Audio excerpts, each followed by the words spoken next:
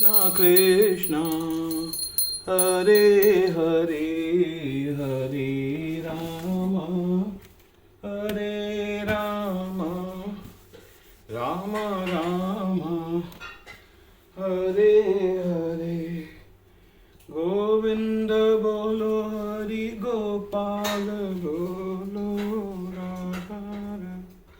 आज हम श्रीमद् भागवतम के चौथे स्कंद के पेज 92 पढ़ने जा रहे हैं। जब स्वयंभू मनु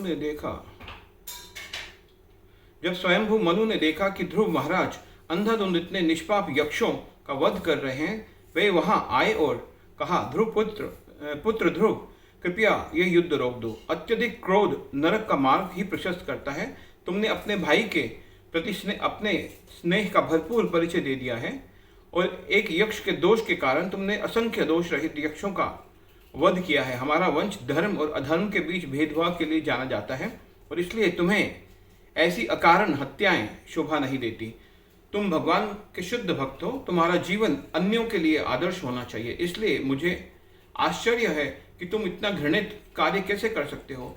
जब भगवान के भक्त अन्य लोगों के साथ सहनशीलता, करुणा, मैत्री तथा स्वभाव के से व्यवहार करते हैं तो भगवान इससे अति प्रसन्न होते हैं। जब स्वयंभू मनु ने देखा कि महान भक्त होते हुए भी ध्रुव अभी तक अपने भाई की मृत्यु पर खिन्न है तो उन्होंने आगे कहना जारी रखा, पुत्र, इस भौतिक सृष्टि के प्रत्येक वस्तु पंच महाभूतों के मिश्रण से बनी है। परम भगवान के निर्देशन की प्रकृति के 3 गुण सृष्टि के प्रत्येक वस्तु का सृजन, पालन और संहार करते हैं और इस दृष्टि से भगवान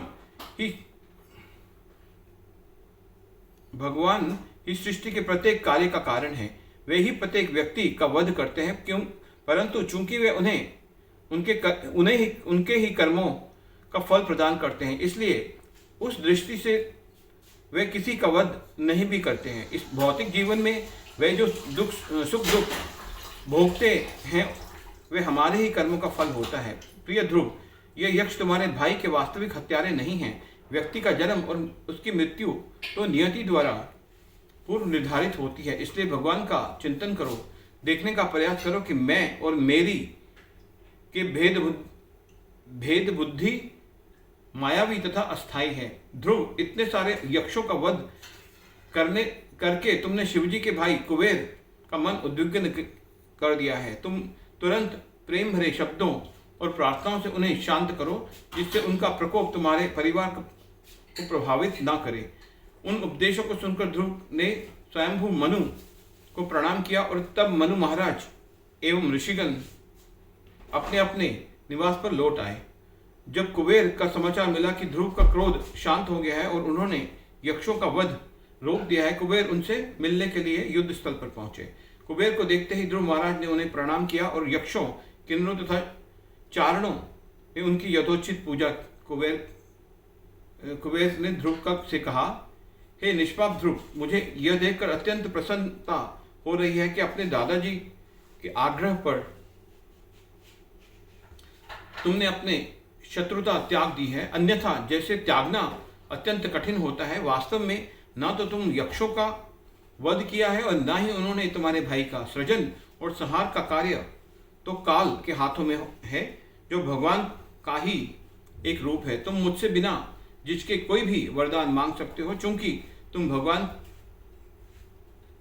की सतत सेवा में संलग्न रहते हो, इसलिए तुम हर प्रकार के वरदान एवं आशीर्वाद के योग्य हो।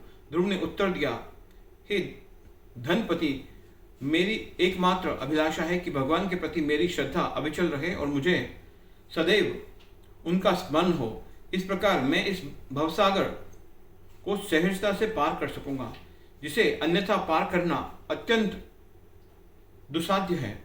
यह देखकर कि ध्रुव का कोई भौतिक वरदान नहीं मांगा, वे है कुबेर अत्यंत प्रसन्न हुए और प्रसन्नतापूर्वक उन्होंने आशीर्वाद दिया। इसके पश्चात कुबेर अंतर्धान हो गए तथा ध्रुव भी अपनी राजधानी लौट आए। हरे कृष्णा कृष्ण